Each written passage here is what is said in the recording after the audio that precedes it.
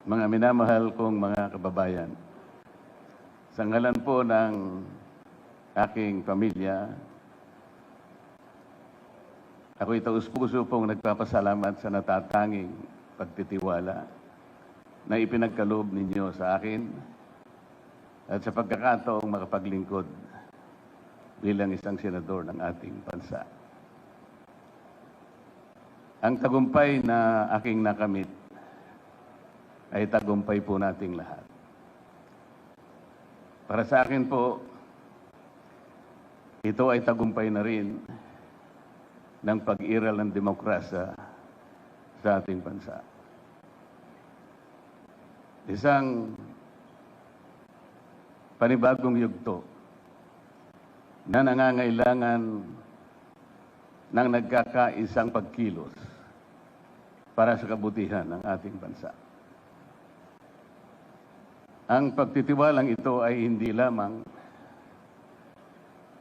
katuparan ng isang karangalan na iginawad sa akin. Higit sa lahat, ito po ay sumasagisag sa isang mahalaga ngunit mabigat na pananagutan. Ang paglilingkod ng buong katapatan. Pagsisikapan ko po ito ay aking balikatin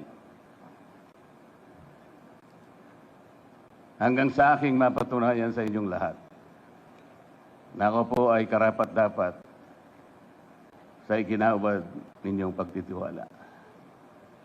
Ang kailangan po natin ngayon ay pagtutulungan, hindi hidwaan. Ang kailangan po natin ay hindi paligsahan ng akusasyon, kung hindi paghanap at pagtuklas ng mabisang pamamaraan tungo sa kaunlaran. Ang 6 na taon na ibinigay po ninyo sa akin ay hindi tungkol sa paggamit ng kapangyarihan, kundi sa pangingibabaw ng tapat na paglilingkod na inaasahan at inaasam ng ating mga kababayan. Hindi po ito tungkol sa pansariling kapakinabangan, kung hindi ito ay sa kapakanan at interes ng bawat isang Pilipino. Maraming salamat, Chairman George,